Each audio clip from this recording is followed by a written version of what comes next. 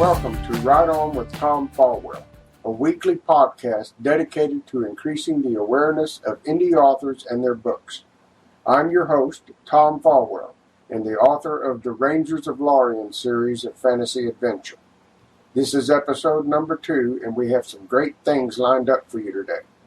We have with us author Jennifer Vink, one of a team of authors writing under the pen name of A.E. Lowan. Also, we have a series of poems from the author Cindy J. Smith, being read by the wonderful Karina Cantus. I will also be sharing an excerpt from one of my books, A Whisper in the Shadows, as narrated by Douglas Puller. So let's get on with the show. First, let's listen to some great poetry written by the awesome Cindy J. Smith. Poetry and Statements by Cindy J. Smith, narrated by Kay Gantus from Author Assist. Treasures. This is the first poem I ever had published. Jasmine, my daughter, sent it in to a contest. I didn't win, but I was published. Treasures. I will probably never have riches or fame. I'll never hear crowds calling out my name. Most people won't know I've even existed. In the book of who, my name won't be listed. But the bounty I do have gives me so much pleasure. I have a daughter to hold, and her love is a treasure. I've a husband whose arms hold me in a warm embrace, making my troubles leave without a single trace. Warm kisses from my child when she says good night, loving arms to hold me when I turn out the light. Caring people to greet me at the start of each day, warm hugs and sweet smiles making everything okay. So even though I'll never have fortune and fame, I will keep my treasure, and love is its name. My angel. My husband and I are over-the-road truck drivers. We were on a trip when we got the call telling us that our daughter had passed away. I wrote this poem when we returned to work. My angel. My angel in heaven, reach down from the skies. Help me to dry these tears in my eyes. I miss you so much, it's so hard to cope, as this dark emptiness takes away all my hope. Let me hear your soft voice in the song the bird sings, and with the gentle breeze feel the embrace of your wings. Let me see your sweet smile in the moonbeams at night, and find peace in your love with the dawn's morning light. Pieces of my heart. This came to me one day when I looked at my friends' list on Facebook. Pieces of my heart. My world is changing each and every day. People enter my life and some folks go away. So many dear souls have touched my heart, and when they left me, took with them a part. And yet I still find I have more to give, more people to love, as my life I live. Weeks. Where did the weekend go? Weeks. I'm often found wishing that Mondays would not come, or that Tuesdays were Fridays so my work would be done. I never did want a week to last 7 days. I want some longer weekends. I need more time to play. Wednesdays seem to last more than 48 hours. Sometimes they're even longer when we're having showers. And Saturdays always end way before they've begun. One day is not enough time to enjoy the warm sun. After all these years, you'd think I'd stop objecting, and that a week has 7 days, and I would start accepting. Song for Yuvi. I wrote this after I read Yuvi's touching book, Home. In it, she introduces us to her father, who was a Jew in Germany during World War II, through poems written by him and some of her own. Heart Song for Uvi. One days of youth spent chasing dreams were cut so short for friends and me. Attempted escape from evil hordes, leave home and pass, cut off all cords. Fleeing horrors in the dead of night, praying for a successful flight. But our freedom was not to be, we were caught and held captivity. Babies slaughtered, young girls were raped, parents helpless, in terror shake. Watched as loved ones to death starved, or tortured for pleasure of guards. What happened to humanity, such evil bred from poverty? Fought to survive, somehow got free, lost was remained of family. World sanity returns at last, tries to move on, blocked from the past. Put down new roots, restart my life. Found a true love, made her my wife. Daughter was born, pretty and sweet, her bright smile made my heart skip beats. But all the scars in the heart and soul could not ignore, they took their toll. Love for my little girl, hard to express, my fears for her made me regress. Nature's sweet gifts, all beauty seen, my memory makes them all unclean. My later years I spent alone, tried to soften my heart of stone. Wrote poems and words, pictures I drew, tried to show Dad she never knew. From Holocaust I was not saved, lived out my life as horror's slave. Now she might find peace, I never did, and I feel the love I always hid. Greeting the day. I do enjoy writing freestyle. Seeing one tree in the middle of the field as the sun came up created this poem. Greeting the day. In the pre-dawn hours I stretched my arms skyward, reaching for the stars. Twinkling lights in the dark, fresh dew touches my feet, cooling and thirst quenching. Hear the swoosh as an owl returns home. Cricket song diminishes, I wait. Slowly the sky brightens, stars dim in the coming light, worlds slowly turning to meet the sun. I am held fast by ancient magic. Straight and strong against the movement. Colours quickly replace the black. Yellow rays shoot forth shots, killing the night. Bird songs fill the air, celebrating. Flowers open, painting the ground. A breeze shakes my arms, awakening dance begins. My rustling adds to nature's music. As my leaves flutter, I embrace the day. One tree in the forest, welcoming the day. Time is fleeting, and since my daughter's passing, it is a theme in many of my poems. If I died. If I died tomorrow, would you even care? Would you regret time we didn't share? Would there be words you wish you had said? Would there be love denied or by thoughts inside your head? Or would there be memories of smiles, laughter and fun? Choose now how it will be before tomorrow has begun. A final poem inspired by Facebook. Poke. See all these marks? I'm black and blue. I know for sure it's caused by you. Once every day and sometimes twice you will poke me. Now that's not nice. Out of the blue your finger nears, hear your laughter ring in my ears. I get even, and that's a fact. For every time I'll poke you back. Sleep.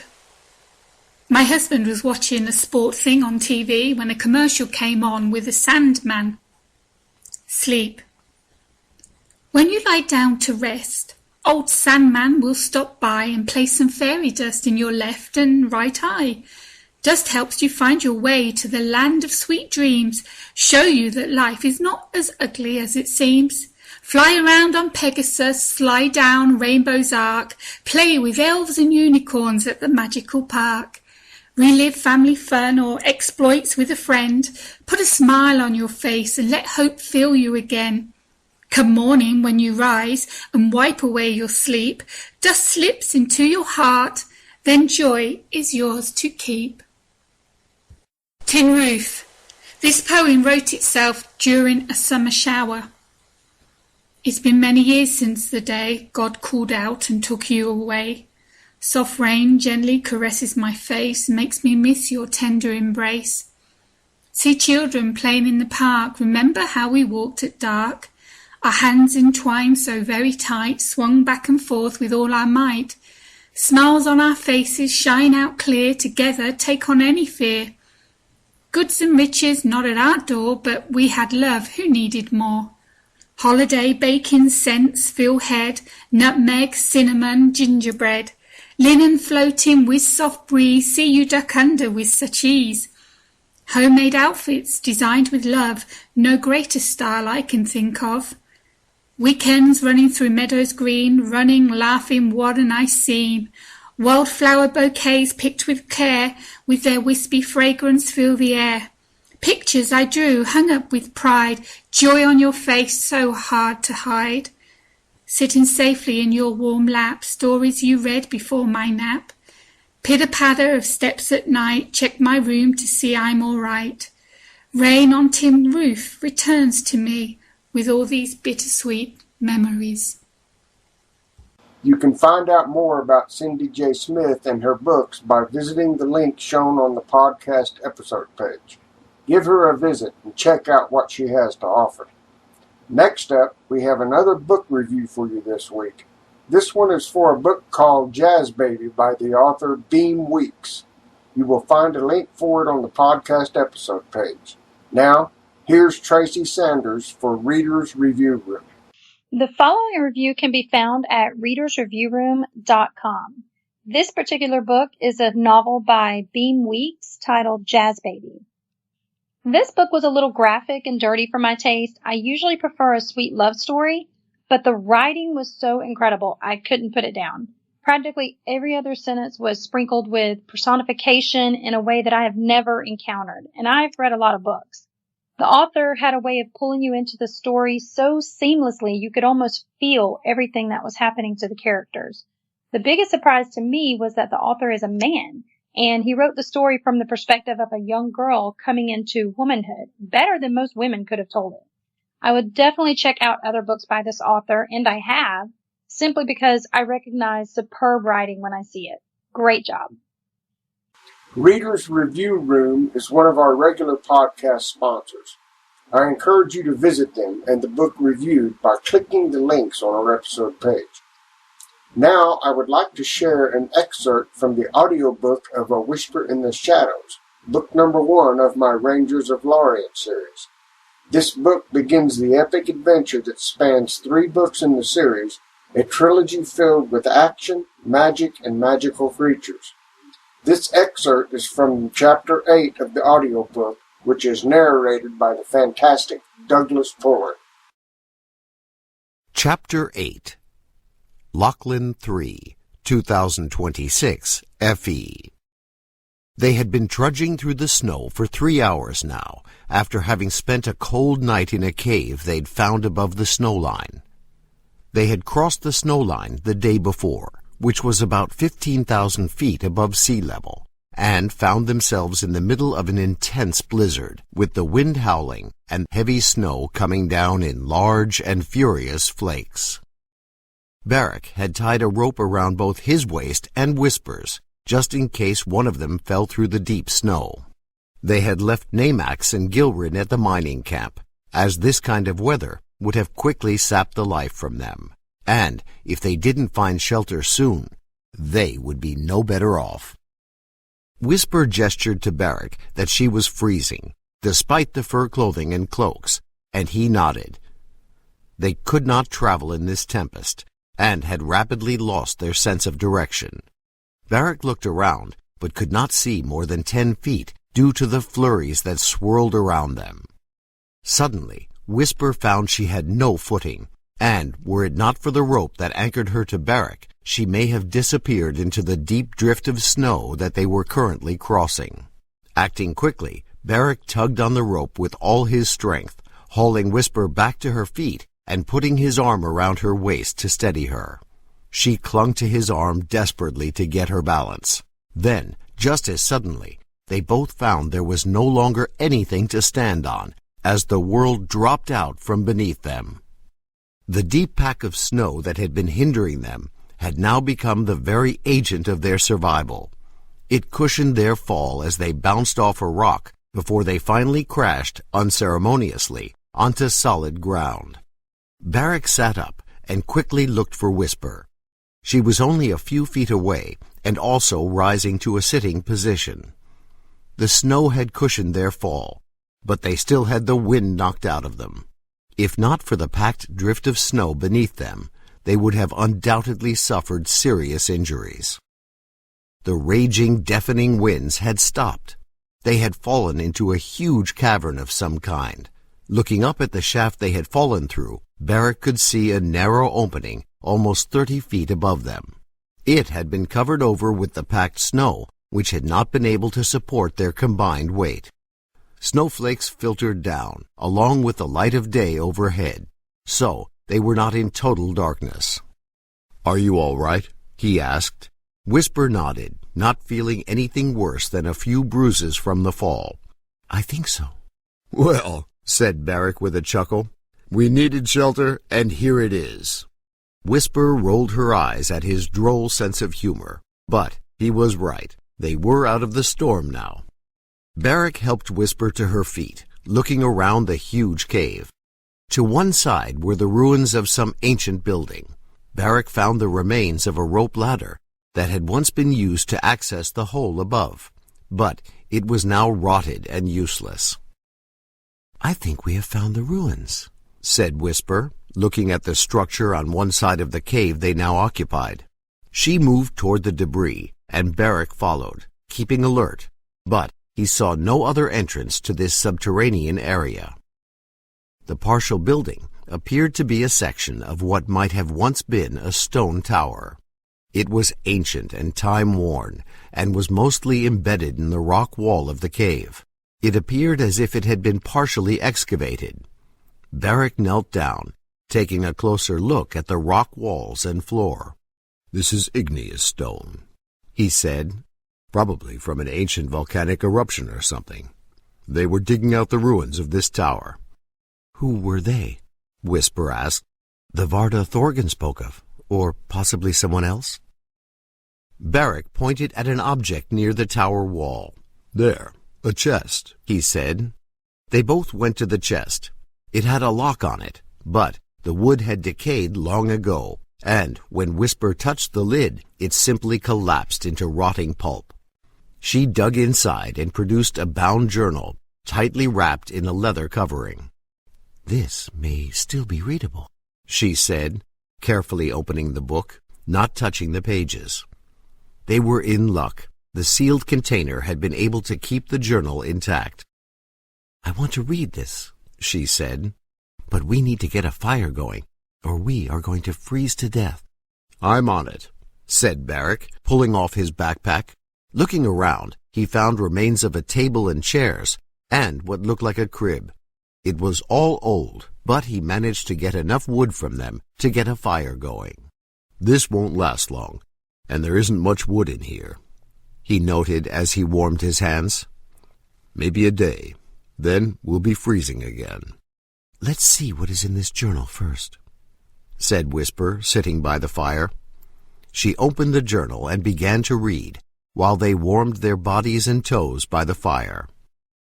The journal was written by a Varda named Rowantar, a historian. He and his wife, Tariera, were exploring the ruins, searching for some ancient item of great historical significance, which was the culmination of their life's work. Journal entry: Everthor 11, 2002 FE. Tariera and I found what we believe is the site of a tower from the Third Era. I will start excavating tomorrow. We are both very excited. I am anxious to find if this has anything to do with the artifact we have been searching for, the Heart of Belafar. That is all for today. I hear the baby crying, and we must get our camp settled. We may be here for a long while, so we need to see first to our comfort and organize favorable living conditions. Journal entry: Everthor 12, 2002 FE. I started digging today, and it has become apparent that these ruins are indeed the remains of an ancient tower. From the type of stone encasing it, it is quite likely it was buried during the Great Disruption, as we suspected. It may take a few weeks before we will be able to possibly get inside. Tariera and my new daughter, whom we have named Riani, are doing well. It is amazing. She was born only a few days ago, and she is beautiful. The birth was normal, and both mother and daughter are fine. Whisper was drawn by what she was reading. Could these really be her parents? If so, according to these two entries, the baby would have been born 24 years ago, and that fits her age perfectly. She kept reading, but skimmed through the next entries until something caught her eyes. Journal entry: Fourth Heel 6, 2002 FE.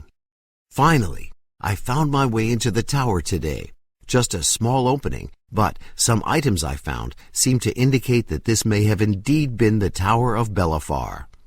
I uncovered the edge of what might have been an altar. I will keep digging it out.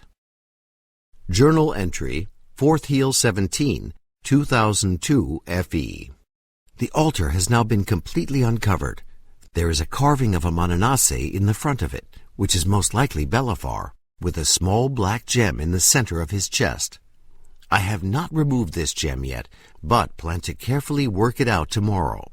I have been trading with the Drowler at a nearby mining camp for necessary supplies, so we have not needed to leave the dig site. All is going well. Whisper screeched in excitement. "It is them!" "Who?" asked Barrick. "Your parents?" "Yes!" she cried. "This entry details them finding the black gem, what they call the Heart of Belafar. It must be them. It must be them. They had named me Riani." Barrick smiled, glad she was finally finding the answers she had been craving. Whisper continued to thumb through the journal, intent on finding out what happened to them and why she had been left alone in the forest outside of Kelfar. Journal entry, Fourth Heel 29, 2002 FE. Something strange happened today. We were low on milk for Riani. I started to climb the ladder to go to the mining camp, but the rope broke. We are stranded in the dig site with no way out. Tariara is getting very worried, and I am getting frustrated. I made a comment about wishing we had more milk for the baby, when out of the blue there was more milk. At first, I was unsure how it had happened, but I finally realized it was the Heart of Belafar. The gem had granted my wish. I tested to be sure, and discovered that any wish I made came true. I was ecstatic at first, but then began to wonder about such power. I am convinced that this small artifact is what caused the Great Disruption. This tiny gem devastated her, destroying everyone and everything, and created the Nilsora escarpment and the boiling sea in a monumental, unfathomable explosion. I now realize this gem cannot be allowed to fall into the wrong hands. If I could destroy it, I would, but that would appear to be beyond my capabilities. Journal entry, Gefurin 3, 2002 FE. I have been unable to make entries for the past few days due to the calamity that has befallen us. I will summarize it now in this, which may be my final entry in this journal. A Mananase, a demon calling himself Zoralax, appeared in our dig site 3 days ago. He had power and threatened to kill us if we did not turn over the Heart of Belafar. He claimed ownership due to his ancestry, professing to be a direct descendant of Belafar. He has trapped us in this pit, and there seems to be no way of escape on our own. Our only hope is to use the gem to escape. He wants the power of the gem, but we must not allow it to fall into his hands, into anyone's hands. The Heart of Belafar is absolute and total power. I plan to use the gem to transport us all to Abion. We know he will follow us, hunt us, but I see no other option. We must find a way to keep Riani safe from the demon, and to hide the gem from him. Whisper sat back, tears in her eyes. Barrick said nothing, but waited patiently for her explanation. "The Heart of Belafar," she finally said in a low whisper. "That is what the gem is." "Your parents?" Barrick asked. "Dead, of that I am sure. Killed by a descendant of Belafar, a demon named Zoralax. That is who I have seen in my dreams," she said. The pain and remorse on her face had morphed into a look of determination and purpose. "This gem is what caused the Great Disruption over 2,000 years ago," she said. "Zoralax wants it. We cannot let him have it." Barrick's eyes widened. He had read texts in the past about what scholars called the Great Disruption, that it destroyed the world of her in the Third Era. That kind of power could not be trusted to anyone, especially not a Mananase. He sat, thoughtful for a moment, and then shrugged with resignation. Nothing worthwhile is ever easy, is it? I hope you enjoyed that little sample of what's in store for those who purchase my audiobook from Amazon's Audible. You will find links to this book on the episode page, and I hope you will check it out along with the other books in the series. Now, a word from another of our great sponsors, Go Indie Now. Are you a new indie artist looking for a way to market yourself? Maybe it's time to go indie now. Go Indie Now is an online platform that highlights, fosters, and supports indie artists of all art forms. Our shows on YouTube do everything they can to bring an audience to what you're doing. So head on over to goindienow.com, find our channel on YouTube by searching Go Indie Now, all one word, and remember, it's always time to go indie now. We'll see you there. Hello, I'm Kay Gantus from Author Assist. I'm a freelance writer and author of 8 books and over 35 publications. I have been in this business for over 25 years and I'm proud to call myself an indie author. However, being independent comes with a lot of responsibilities that take time, skill and experience, all of which I have, and for this reason I now offer my time and experience to other indie authors.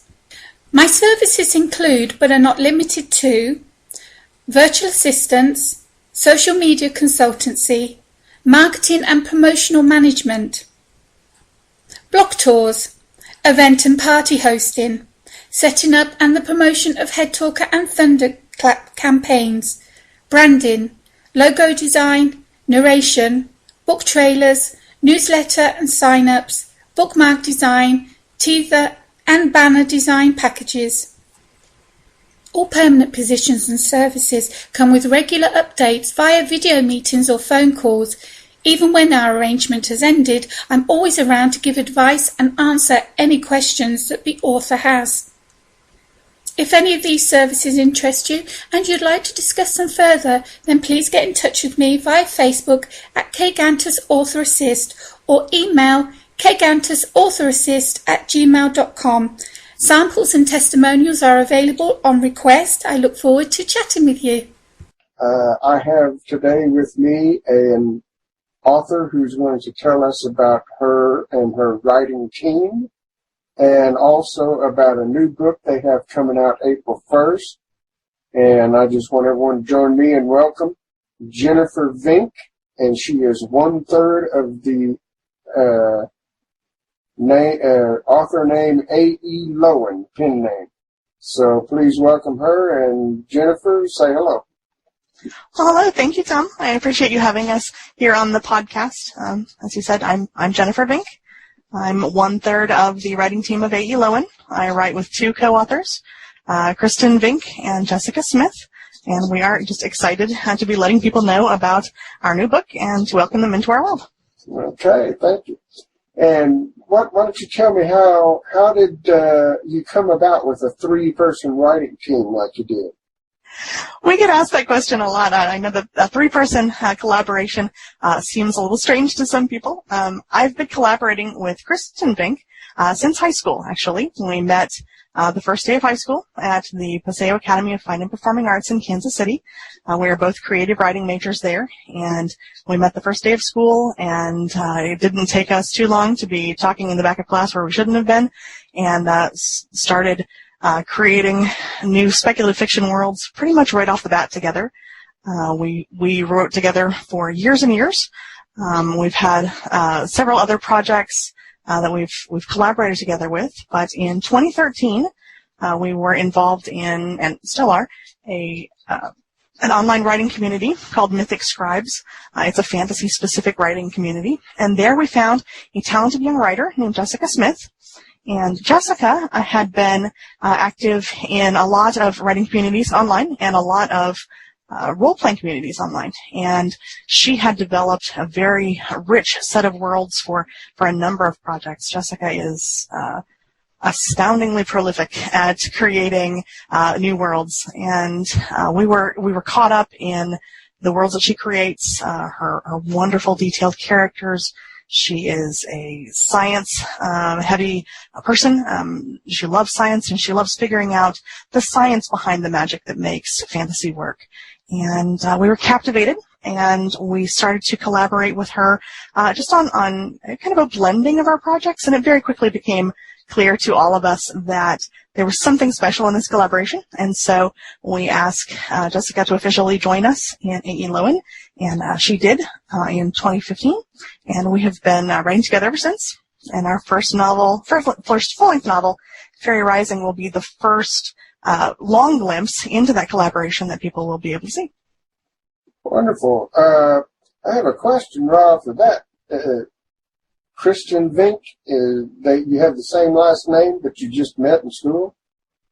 Yes, I have been incredibly lucky in that I was able to marry my best friend. I recommend that to everyone in the world. If you don't have the opportunity to spend your life with someone who is the best person you can ever imagine being with, I recommend trying it. And so okay. we were lucky enough to be able to marry also in 2015, and so now we have the same name, and I couldn't be happier. All right, well, that's wonderful.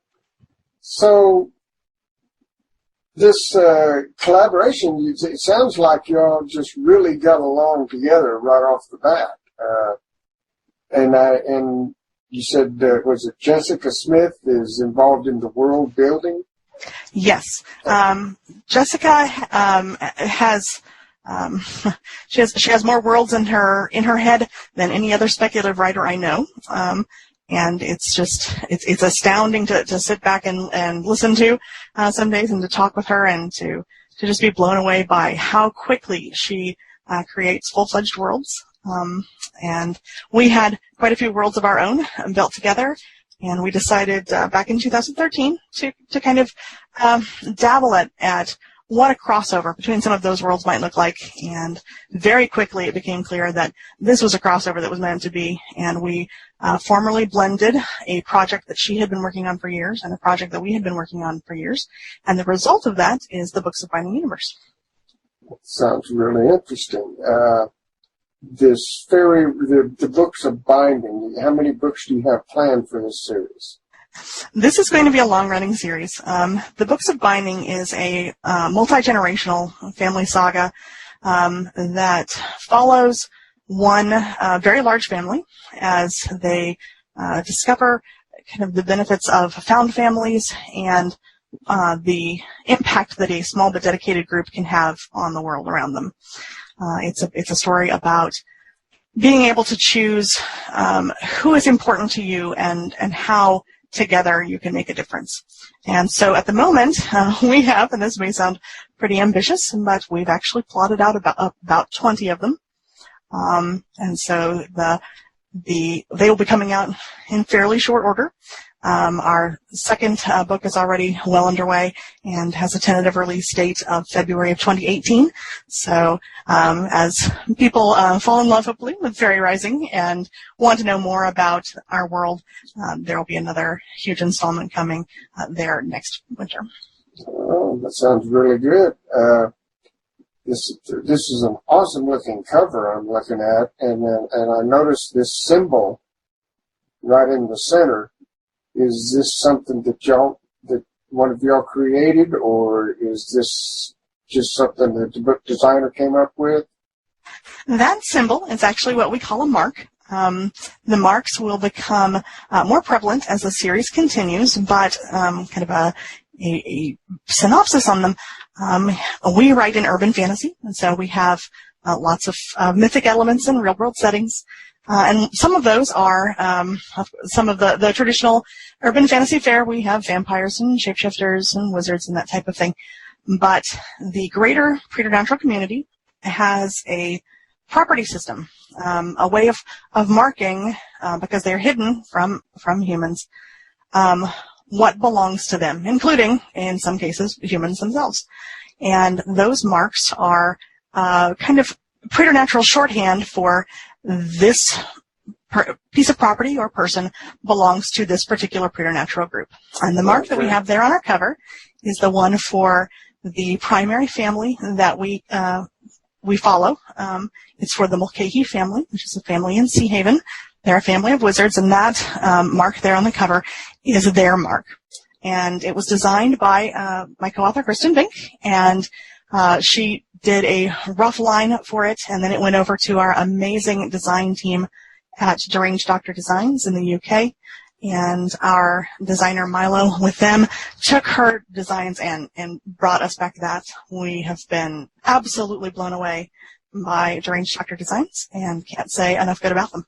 I can imagine. That is a really beautiful cover. So is the world that they're living in, you're talking about Sea Haven, Washington? And is this like a parallel world to our own, or how is it set up in the story? In the story, writing in the urban fantasy world, we've set it into the real world, but because we're really going to delve into the politics of this one particular area, we wanted to go ahead and create a fictionalized city. So we have created the city of Sea Haven. Okay. Sea Haven, Washington is, in the Books of Binding universe, is the third largest city in Washington. It's a little bit southwest of Seattle along the coast. You can get to it by taking a highway off the I-5 there in Washington. And we have spent a large amount of time in building the world and really trying to make Sea Haven feel as authentic as any other city you might discover.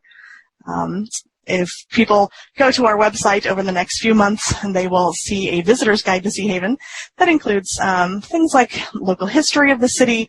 It includes fun things like shop names where you can go to buy a latte, Sea Haven's favorite place to find takeaway soup, that type of thing. We've really tried to make it a very lived-in feeling city. We have an enormous cast that has been developed that, of course, don't all appear in the first novel. But this is something that over the course of the almost 21 now, that we have planned out, it will have a cast of several hundred eventually, many of whom already exist and have backstories that, of course, we have far more backstory than we can ever present. But Sea Haven has been an act of love for us for a long time. We first developed the idea almost 15 years ago and have been working on it continuously since then. That's very interesting. So you're really big on having a detailed world for your characters.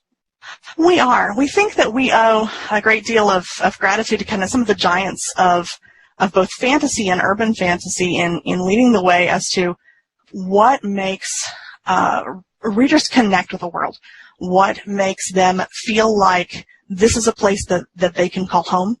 We owe a debt of gratitude to fantasy greats like Tolkien, who had such detailed languages and histories, far more than he was ever able to share with the world about his world. Of course, in more recent urban fantasy, we owe a debt of gratitude to J.K. Rowling, who again taught us that having 30 times the material you could ever give into a book gives you that lived-in feel, that sense that when we talk about the coffee shop in the historical district in Sea Haven, that Sweet Treats is a real place, that we've given some thought as to what the inventory might be and who works there, even if none of those things ever come up. Yeah. We firmly believe in we don't have incidental characters. If someone is there, they have a life. Even if we don't have the space to share that life, it should feel authentic, and we are very big into authenticity. We write in urban fantasy, so of course we are going to stretch the bounds of what is possible, but strive to make sure that we're always careful with what is plausible and what feels authentic. Well, what's the plot of the first book here, Fairy Rising? In Fairy Rising, we meet Winter Mulcahy. She is a young wizard. She's in her early 20s, and she has had a string of tragedies in her life. Her family has been, over the last 20 years, slowly dying off, sometimes not so slowly. And she has gone from having a very large family. It used to be said in Sea Haven that you couldn't swing an arm in Sea Haven without hitting a Mulcahy wizard, to she is now down to it's just her and her father, and they are the last of the wizards in Sea Haven. The Wizards of Sea Haven, since its founding in the 1850s, have been charged with keeping peace in this city that has the largest per capita preternatural population in the world. It was a city that was designed by preternaturals to be an experiment as to how well could preternaturals and humans live together. And while the humans have never been let behind the curtain to see what's going on, the preternaturals have tried very hard to live in harmony here, sometimes not so successfully. And the wizards have been a big part in helping keep that peace and keep that balance. And now Winter, who was trained as a healer, she's a doctor, she's a trauma surgeon, but she has now been thrust into the position that she was never trained for, of trying to politically corral these disparate groups and keep peace in Sea Haven. She's in way over her head. She's trying to do the job of dozens of wizards by herself. Her father is ill and has not left the house in years, and she has, as many medical professionals do when faced with insurmountable problems, has begun self-medicating and has found herself addicted to the stimulants she once used to just get by, and now she can't get by without them. And she feels the city and herself slipping away. And into this setting come two she-lords, great lords of the fairy, who come to her saying that a she-prince has been kidnapped and he's being held in the city. And they ask for her help. And Winter doesn't have a lot of reserves left to give, but she's sworn to protect the city, and if there's someone who is going to cause harm to the city, it's her job to fix it, whether she's up to the challenge or not. So Fairy Rising follows the story of these two she-lords and Winter figuring out what's going on with the city, why the kidnap occurred, what it's leading up to, and ultimately how to stop it. Kind of a paranormal crime thriller, isn't it? This one is a little bit, yes. Yeah. It's this story will introduce a lot of the preternatural politics of Sea Haven. Mm-hmm. One of my favorite chapters that we've written so far is actually in this book, and shows just what a mess politics in Sea Haven has become. And so I urge everybody who wants to see the book to take a look at chapter 28. You're going to love it. But politics is pretty much a mess no matter where it is. Absolutely. And when you've got groups that are operating on kind of ancient rules and very disparate rules between them, with no one to really lead them, Sea Haven has just become completely untenable. And that's where we start our story. Through the course of the series, there will be much more about how to save Sea Haven from itself. But here in Fairy Rising, it's really the story of first we need to find a way for Winter to reclaim herself in this mess, and that's what this story is about. Okay. This sounds really interesting, and I'm kind of wondering, are you going to have cliffhangers for endings on each book, or?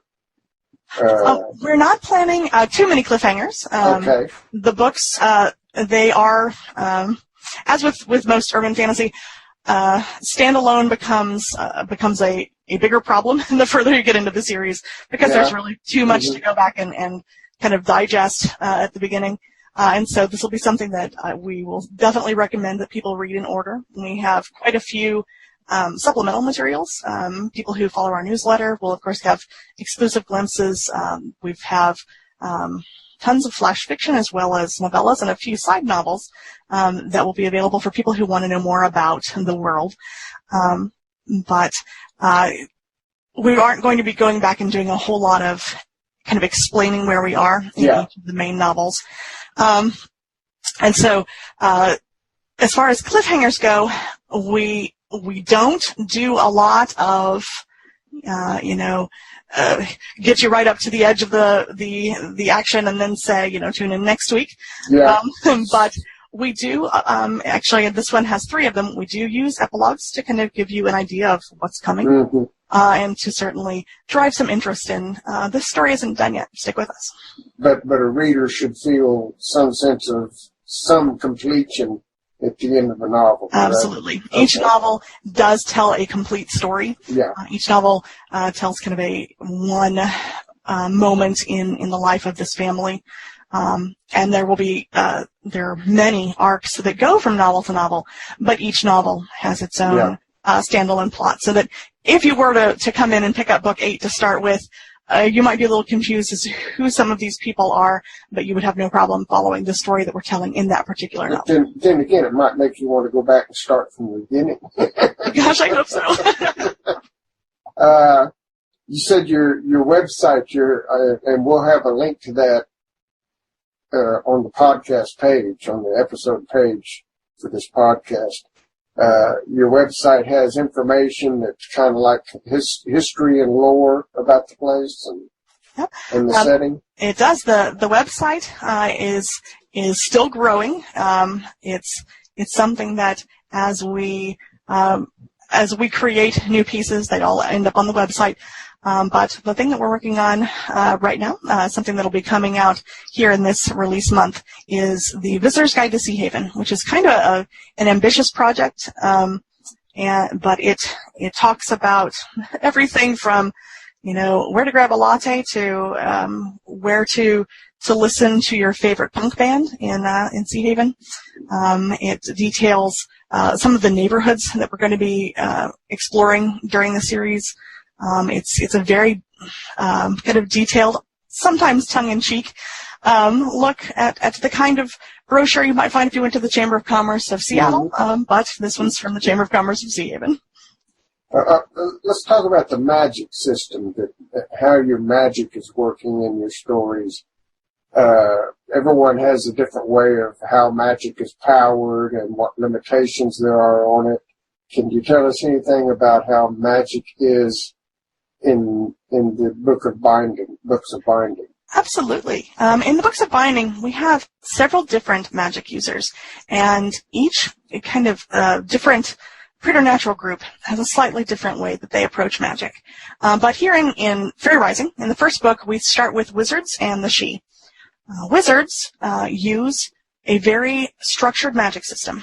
They need what you might consider a spell or some sort of focus in order to use magic.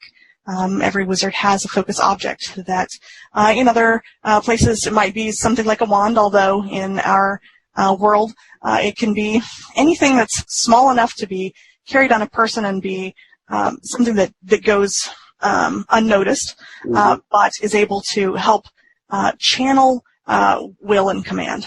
And so wizards have this very kind of structured way of using magic. They draw from the power within themselves and can deplete that magic fairly quickly if they are trying to do spells that are either outside of something that they are trained well in or well versed in. Our main character in this book, Winter Mulcahy, is a potion mistress, and so her magic is primarily focused on potions and things that grow.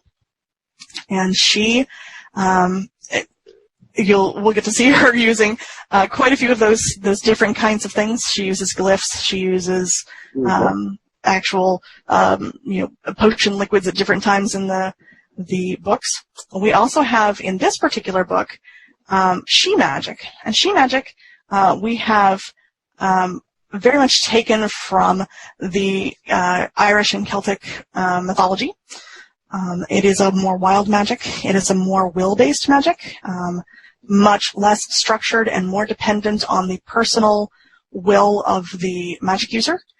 And we have several she-lords in this particular book who use their will to form the universe into the shape that they want to see it in. And so we have those as we move into the series. I don't want to get too spoilery. Yeah, but don't we'll see spoil lots of that. others. I'm trying to get the pronunciation right. It sounds like she. It is. It looks like the word she, like the female pronoun. It's spelled Sidhe. Gaelic is a whole lot of fun. And we have quite a few character names that are a lot of fun. So one thing that readers will find right off the bat in our book is a pronunciation guide for some of these Gaelic names. But yes, the she are the kind of the lords of fairy. They are the rulers of the fairy realms. And we have quite a few of them in this book. Well, tell me, let's go kind of switch gears here. What's it like working with two other people writing the same story? How does that? How do you? I mean, is there one of you that does the wording, or do you all take part in that? How do you do that? We all wear many of the hats, but we do have a fairly separated kind of spheres of influence here in the novel, if you will. Okay. We have one of us is a plotter, and for the plotting, that plotting is done with the help of everyone, but primarily with one person to keep it tight and to keep it as contained throughout the whole series. We want to make sure that we don't have orphaned plot lines and I know there's always great debate about pantsing versus outlining. We tried pantsing and discovered that it wasn't for us, and so we are detailed outliners and have plots for all of the novels to make sure that we know how the series ends before we begin. So that we have a plotter. We have the plotter and our primary developer who work together a lot. We're always working on 3 books at once, finishing up the current one, being in the drafting stage in the next, and plotting the third ahead. And so our plotter and our developer spend a lot of time. We're big believers in role play. If you were to watch us work, you'd see that often it's half, we call it method writing, getting up and actively acting out what's going on to make sure the dialogue rings true. You're not rolling dice, are you? No, we're not. Not often, I'll say that. There have been times when I just don't know which way this is going to go. Yeah, I understand that. But no, but we do like to really we do a ton of pre-writing. We do sometimes entire 300, 400-page drafts of pre-writing that's just to get a feel for where we want to go. And then we have one person who is our primary drafter, and she is responsible for keeping the voice of the series similar. We've found in a lot of collaborations that you can really tell who wrote which chapter. For books of binding, we never want that to be able to be something that can happen. That's why we don't usually say who is who, because we want to keep some of the magic. But we do have a primary drafter, and when she is finished with the primary draft, it comes back to the plotter and the developer, and then it's our turn to take a chisel to it and smooth out the edges, sometimes replace dialogue, all of those kinds of things. Everyone touches it at every stage of development, but we do have kind of spheres of influence as to we want to make sure that everyone is playing to their strength. Yeah. We also have an amazing editing team who we just couldn't live without, who does a great job with us of coming back and saying, how many left hands does this character possibly need, that kind of thing, when we've gotten right away into the details. In the writing, it sounds like you all get along real well, but surely there's times you might have a conflict on how something's going to turn out.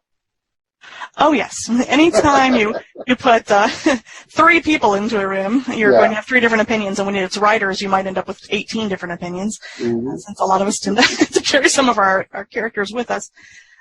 In these cases, we've had many of those. We are firm believers in communication, in making sure that we all approach this with the idea that the reason that we are writing together is because we have a great deal of respect for each other's strengths, for each other's talents, and for each other's creativity. So when we have a disagreement, we make sure that it always comes back to, this is not any kind of attack on anyone's understanding of the writing process or what's going on, and that it's always a difference of opinion in the best way to present whatever this particular issue is. And so we've had, of course, over the years, some disagreements about that, especially when we first began blending the series as to, which parts of the series would be in focus first, which parts later, and that type of thing. What we found is that as long as you approach writing, as you should hopefully approach life, with a great deal of respect, a great deal of active listening, and being willing to put yourself into the mindset of the person you're speaking with, and make sure that that you're really understanding their argument and not simply waiting for a chance to say your own, that those disagreements disappear very quickly, and we're able to come to a consensus very quickly and very amicably. We need to send you all to Washington to teach them how to get along. Yes, that might help. I think that they could really use a lesson in that. That sounds really great, and it sounds like an awesome book. As I said, we're going to have a link to it on the episode page, and also a picture of the cover. And it is up for pre-order now, is that correct? Yes, the ebook is up for pre-order now. The paperback will be coming online there on April 1st when the ebook comes out. Okay. And do you have anything else you want to tell everyone? We just want to say how humbled we have been by the response we've had, particularly from the indie community. We have met over the course of the last couple of months the most amazingly warm and supportive people who have just gone out of their way to welcome 3 newcomers, and we couldn't be happier and more humbled and more grateful for the support that we've received.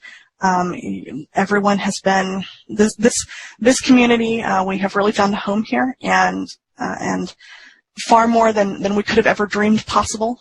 We hope that over the course of our writing lifetime, we can hope to repay a tenth of that, or pay it forward to other new authors who are taking their first steps out into indie publishing. Very good advice, and it really is a great community. I've been with them for a couple of years now, and it's pretty been awesome. All right, well, thank you very much for being with us, Jennifer. Thank your team for putting out such a great-looking book, and I can't wait to read it. And as I said, we will have the links and everything on the episode page.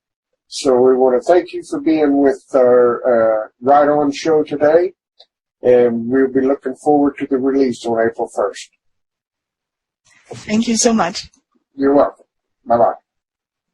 That's it for this week's show. I hope you enjoyed the readings and interview, and we'll come back next week for more indie author samples, news, and excitement.